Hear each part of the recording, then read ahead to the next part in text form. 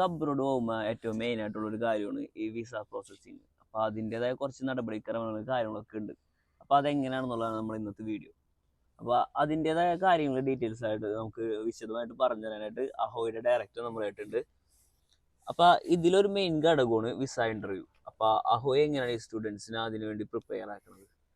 വിഷ്ണു ചോദിച്ചത് ഒരു നല്ല ചോദ്യമാണ്. കാരണം എന്ന് പറഞ്ഞു കഴിഞ്ഞാൽ ഇപ്പൊ നമ്മൾ ഏത് യൂണിവേഴ്സിറ്റി ചൂസ് ചെയ്താലോ അല്ലെങ്കിൽ നമുക്ക് യൂണിവേഴ്സിറ്റിയിൽ അഡ്മിഷൻ കിട്ടിയത് കൊണ്ട് മാത്രം നമുക്ക് ഇവിടെ എത്താൻ പറ്റില്ലല്ലോ. അപ്പോൾ നമുക്ക് വിസ സെക്യൂർ ചെയ്യണം. അതിൻ്റെ ഏറ്റവും വലിയ ഒരു കടമ്പയാണ് ഈ വിസ ഇൻ്റർവ്യൂ എന്ന് പറയുന്നത്. അപ്പോൾ അഹോയിനെ സംബന്ധിച്ച് അഹോയുടെ ഡോക്യുമെന്റേഷൻ ടീം ഭയങ്കര സ്ട്രോങ് ആണ്. അഹോയ് ഏറ്റവും കൂടുതൽ ഇമ്പോർട്ടൻസ് കൊടുക്കുന്നത് ടൈമിനാണ്. അപ്പോൾ നമ്മൾ കൃത്യസമയത്ത് ഇത് ചെയ്യണം. അല്ലാന്നുണ്ടെങ്കിൽ നമുക്ക് പല രീതിയിൽ ബുദ്ധിമുട്ടുകൾ വിസ പ്രോസസ്സിങ്ങിന്റെ സമയത്ത് വരും. അപ്പോൾ അഹോയ് എല്ലാ സ്റ്റുഡൻസിൻ്റെ അടുത്തും പറയാറുണ്ട്, എപ്പോഴും നിങ്ങൾ സമയം ഇതിനെ റെസ്പെക്ട് ചെയ്യാൻ പറ്റണം. എന്നാലേ നിങ്ങൾക്ക് അതനുസരിച്ച് വിസയുടെ റിസൾട്ടുകൾ ഉണ്ടാക്കാൻ പറ്റുള്ളൂ. അപ്പോൾ അഹോയ് ഇതിൽ ചെയ്യാറ് എന്ന് പറഞ്ഞു കഴിഞ്ഞാൽ ഇവർക്ക് വിസ ഇന്റർവ്യൂവിന് പോകണമെങ്കിൽ കൃത്യമായ ഡോക്യുമെന്റ്സ് വേണം. അപ്പോൾ അഹോയ് അത് മേക്ക് ഷുവർ ചെയ്യും മുമ്പേ തന്നെ. ഞങ്ങൾ ആപ്ലിക്കേഷൻ ഇടുമ്പോൾ തന്നെ ഇവർക്ക് വിസയുടെ ഡോക്യുമെന്റ്സ് പോലും ഞങ്ങൾ അറേഞ്ച് ചെയ്യാൻ തുടങ്ങും. കാരണം ഞങ്ങൾ അത്രയും സമയത്തിനെ റെസ്പെക്ട് ചെയ്യുന്നവരാണ്. പിന്നെ നമ്മളെ ടീമും അത്രയും സ്ട്രോങ് ആണ്. അപ്പോൾ ഒബ്വിയസ്ലി നമ്മൾ എല്ലാ ഡോക്യുമെന്റ്സും ഇവർക്ക് സെറ്റ് ചെയ്യും. ഇവർക്ക് ഒരു എ ഫയൽ ഉണ്ടാവും, ബി ഫയൽ ഉണ്ടാവും. എ ഫയൽ ഒറിജിനൽ ആയിരിക്കും, ബി ഫയൽ കോപ്പി ഫയൽ ആയിരിക്കും. പിന്നെ മോറോവർ ഞങ്ങൾ ഇവരെ വിസ ഇന്റർവ്യൂ ട്രെയിനിങ്ങിന് വിളിപ്പിക്കും. അപ്പോൾ വിസ ഇന്റർവ്യൂ ട്രെയിനിങ്ങിന് എന്നൊക്കെ വിളിപ്പിക്കുമ്പോൾ എന്ന് പറഞ്ഞു കഴിഞ്ഞാൽ ചില ആൾക്കാർക്ക് ചിലപ്പോൾ ആദ്യമായിട്ടായിരിക്കും ഇങ്ങനെ ഒരു ഫോറിനറൊക്കെ ആയിട്ട് ചിലപ്പോൾ ഇൻ പേഴ്സൺ ഇന്റർവ്യൂ. അപ്പോൾ ചിലപ്പോൾ അവർക്ക് അതിൻ്റെ പേടികൾ ഉണ്ടാവും. അല്ലെങ്കിൽ ചിലർക്ക് ഇംഗ്ലീഷിലൊരു ഇന്റർവ്യൂ ചിലപ്പോൾ അവരുടെ ലൈഫിൽ ആദ്യമായിരിക്കും. അപ്പോൾ നമ്മൾ ഇവരായിട്ട് പ്രോപ്പറായിട്ട് ഒരു മോക്ക് ടെസ്റ്റ് ചെയ്യും. പിന്നെ അതുകൂടാതെ തന്നെ നമ്മൾക്ക് ഇവരെ ഒരു റിട്ടൺ എക്സാമിനേഷൻ ഉണ്ടാവും. അപ്പോൾ നമ്മൾ ഫസ്റ്റ് ഇവരെ കൊണ്ട് റിട്ടൺ എക്സാം എഴുതിപ്പിക്കും. അപ്പോൾ അതിൽ ഞങ്ങളെ സർട്ടൺ FAQs ഉണ്ടാവും, ഞാൻ നേരത്തെ പറഞ്ഞ പോലെ. അപ്പോൾ അത് അവർ ആൻസർ ചെയ്യുന്നതനുസരിച്ച് ഞങ്ങൾക്ക് മനസ്സിലാക്കാൻ പറ്റും ഇവർക്ക് എത്രത്തോളം നോളജ് ഉണ്ട് കോഴ്സിനെ പറ്റിയിട്ടോ അല്ലെങ്കിൽ ചെക്കിനെ പറ്റിയിട്ടോ അല്ലെങ്കിൽ അവർ എടുത്ത യൂണിവേഴ്സിറ്റിനെ പറ്റിയിട്ടൊക്കെ എത്ര നോളജ് ഉണ്ടെന്ന് നമുക്ക് ഡീറ്റെയിൽ ആയിട്ട് മനസ്സിലാക്കാൻ പറ്റും. നമ്മൾ ഇവരായിട്ട് ഇൻഡിവിജ്വൽ സെഷൻ ഇരിക്കും. അപ്പൊ അതിൽ നമുക്ക് മനസ്സിലാക്കാൻ പറ്റും ഇവരെ പ്രശ്നങ്ങൾ എന്താണ്, ഇവർക്ക് ഏതൊക്കെ കാര്യങ്ങൾക്ക് ഇവർക്ക് അറിയാം, ഏതൊക്കെ കാര്യങ്ങൾ അറിയില്ല. അപ്പൊ അറിയാത്ത കാര്യങ്ങളിൽ നമ്മൾ അവർക്ക് പഠിക്കാനുള്ള ആവശ്യമായ സപ്പോർട്ട് നമ്മൾ കൊടുക്കും. പിന്നെ മോറോവർ അതിനെക്കാട്ടി ഉപരി നമ്മൾ ഇവരെ ഇന്റർവ്യൂ എങ്ങനെ അറ്റൻഡ് ചെയ്യിപ്പിക്കാം. ഇപ്പൊ ഇന്റർവ്യൂവിന് കുറച്ച് എറ്റിക്കറ്റ്സ് ഉണ്ട്. അപ്പോൾ അതൊക്കെ നമ്മൾ പ്രോപ്പറായിട്ട് ഇവർക്ക് പറഞ്ഞു കൊടുക്കും. എന്നിട്ട് ഇവര് ഫസ്റ്റ് മോക്കിൽ ഇവർ മോശമാണെങ്കിൽ ഇവരെ രണ്ടാമത്തെ മോക്കിന് വിളിക്കും. പിന്നെ അതിലും പെർഫെക്റ്റ് അല്ലെങ്കിൽ മൂന്നാമത്തെ മോക്കിന് ഞങ്ങളൊരു എക്സ്പീരിയൻസ് പറയുകയാണെങ്കിൽ 4 പ്രാവശ്യം വിളിച്ച ആളുകൾ വരെ ഉണ്ട് മോക്ക് ടെസ്റ്റിന്. അപ്പൊ അത്രയും ഇമ്പോർട്ടൻസ് നമ്മൾ ഇതിന് കൊടുക്കുന്നുണ്ട്. വെറുതെ നമ്മളൊരു ഇൻഫർമേഷൻ ഇല്ലാതെ കൈയും വീശി പോകേണ്ട ഒരു പരിപാടിയല്ല. നമ്മൾ മൊത്തം ഇൻഫർമേഷൻ ഉണ്ടാക്കിയിട്ട് അവർ ചോദിക്കുന്ന ഏത് ചോദ്യങ്ങൾക്കും മറുപടി പറയാൻ പറ്റണം. കാരണം അവിടെ ഇരിക്കുന്ന ആളുകൾക്ക് എന്ത് വേണമെങ്കിലും നമ്മളോട് ചോദിക്കാം. ഇപ്പോൾ എനിത്തിങ്, അതായത് എന്തുമാവട്ടെ. ചിലപ്പോൾ അത് നമ്മളെ സ്റ്റഡീസിനെ ബന്ധപ്പെട്ടിട്ടുള്ളതായിരിക്കാം, ചിലപ്പോൾ നമ്മളെ പേഴ്സണൽ, നമ്മളെ ഫാമിലി, അങ്ങനത്തെ ഒക്കെ ഉള്ളതായിരിക്കാം. അപ്പോൾ ഏത് ചോദ്യങ്ങൾ വന്നാലും 360 ഡിഗ്രിയിൽ നമ്മൾക്ക് ചോദ്യങ്ങളെ നേരിടാൻ പറ്റണം. അതിന് വേണ്ടിയിട്ടുള്ള ഒരു സജ്ജീകരണം നമ്മൾ പിള്ളേരെ ചെയ്തു കൊടുക്കും. ഒരു കാരണവശാലും ഞങ്ങളത് സ്റ്റുഡൻസ് ഇപ്പോൾ പലരും ഇപ്പോൾ അഹോയ്ക്ക് കാസർഗോഡ് മുതൽ തിരുവനന്തപുരം വരെയുള്ള കാൻഡിഡേറ്റ്സ് ഉണ്ടാവാറുണ്ട്. ഇപ്പം നമ്മളെ കോയമ്പത്തൂർ ബ്രാഞ്ചിൽ നിന്നുള്ള കുട്ടികളും ഉണ്ടാവും. അപ്പോൾ ഞങ്ങൾ എല്ലാവരെയും ഇൻ പേഴ്സൺ ഞങ്ങളെ ഓഫീസിലേക്ക് വിളിക്കും. കാരണം എന്ന് പറഞ്ഞു കഴിഞ്ഞാൽ അത്രയും ഇമ്പോർട്ടൻ്റ് ആണ്. ഇപ്പം അപൂർവം ചില കേസിൽ വല്ല മെഡിക്കൽ കണ്ടീഷൻ അങ്ങനെ എന്തെങ്കിലുമൊക്കെ ഉണ്ടെങ്കിൽ മാത്രമാണ് നമ്മൾ അവർക്ക് ഓൺലൈൻ കൊടുക്കാറുള്ളൂ. അല്ലാന്നുണ്ടെങ്കിൽ നമ്മൾ നിർബന്ധമായിട്ടും നമ്മൾ വിളിക്കാറുണ്ട്. നമ്മളിപ്പോൾ എല്ലാ ട്രെയിനിങ്ങും കൊടുത്തു, അത് കഴിഞ്ഞാൽ ഒരു എംബസി ചെല്ലുന്നുണ്ട്. അപ്പോഴും നമുക്ക് പല കാര്യങ്ങളും ശ്രദ്ധിക്കണം. അതൊക്കെ എന്താണ്? നമ്മൾ എല്ലാ കാര്യവും ആ ട്രെയിനിങ്ങിൽ നമ്മൾ വിശദമായിട്ട് പറഞ്ഞു കൊടുക്കുന്നുണ്ട്. അപ്പോൾ പിള്ളേർ മെയിനായിട്ട് ശ്രദ്ധിക്കേണ്ടതെന്ന് പറഞ്ഞു കഴിഞ്ഞാൽ, ഒന്ന് ഇവർക്ക് അപ്പോയിൻമെൻറ്റിന് ഒരു സമയം ഉണ്ടാവും.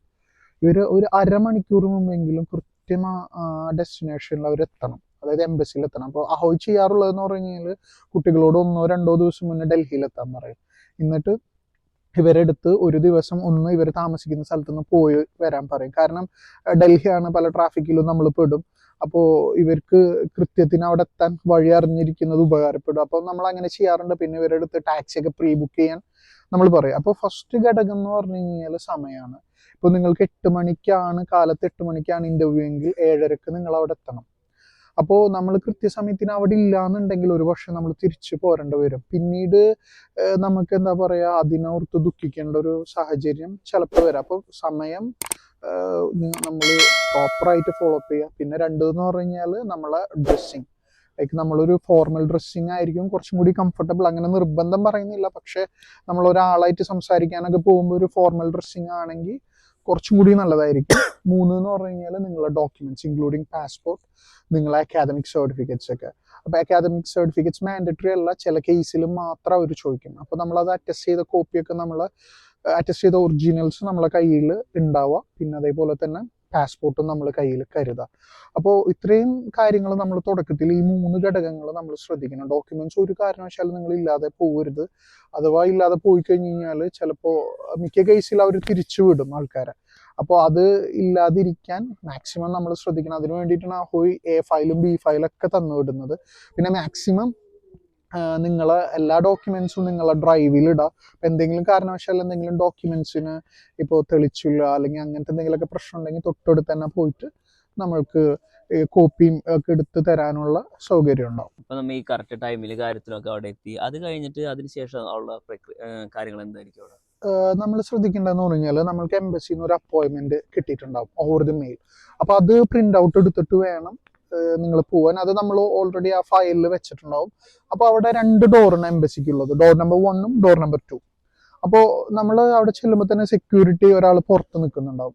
അപ്പോൾ സെക്യൂരിറ്റിയുടെ അന്ന് ആരൊക്കെയാണോ ഇന്റർവ്യൂ അറ്റൻഡ് ചെയ്യുന്നത് അവരെല്ലാവരെയും ലിസ്റ്റ് സെക്യൂരിറ്റിയുടെ കയ്യിലുണ്ടാവും. അപ്പോൾ നിങ്ങൾ ഈ മെയിലിന്റെ കോപ്പി സെക്യൂരിറ്റിക്ക് കാണിച്ചു കൊടുക്കുക. അപ്പോൾ ആള് നമ്മളെ പാസ്പോർട്ടൊക്കെ ഒന്ന് ജസ്റ്റ് വാങ്ങിച്ചു നോക്കും.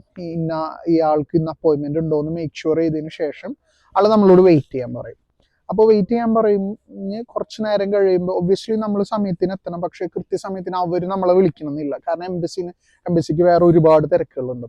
അപ്പോൾ നമ്മൾ കൃത്യസമയത്തിന് അവിടെ റിപ്പോർട്ട് ചെയ്തതിന് ശേഷം നമ്മൾ വെയിറ്റ് ചെയ്യേണ്ടി വരും. വെയിറ്റ് ചെയ്യുമ്പോൾ അവർ വിളിക്കും, നമ്മൾ ഡോക്യുമെന്റ്സ് ഒന്ന് സബ്മിറ്റ് ചെയ്യാൻ പറഞ്ഞിട്ട്. അത് ഡോർ നമ്പർ 1ലായിരിക്കും. അപ്പോൾ ഡോർ നമ്പർ 1 എന്ന് പറഞ്ഞു കഴിഞ്ഞാൽ അവിടെ ഉള്ള ഒരാള് ഇത്തിരി കുറച്ച് പിള്ളേരെടുത്ത് ഇങ്ങനെ കുറച്ച് റഫായിട്ട് പെരുമാറും. അതൊരിക്കലും കുട്ടികളുടെ കോൺഫിഡൻസ് നഷ്ടപ്പെടാൻ പാടില്ല. കാരണം അവരുടെ ആറ്റിറ്റ്യൂഡ് അങ്ങനെയാണ് പണ്ട് മുതൽ. ഇപ്പൊ ഞാനൊക്കെ വരുന്ന ടൈം മുതലുള്ള അതേ വ്യക്തി തന്നെയാണ് ഇപ്പോഴും അവിടെ ഉള്ളത്.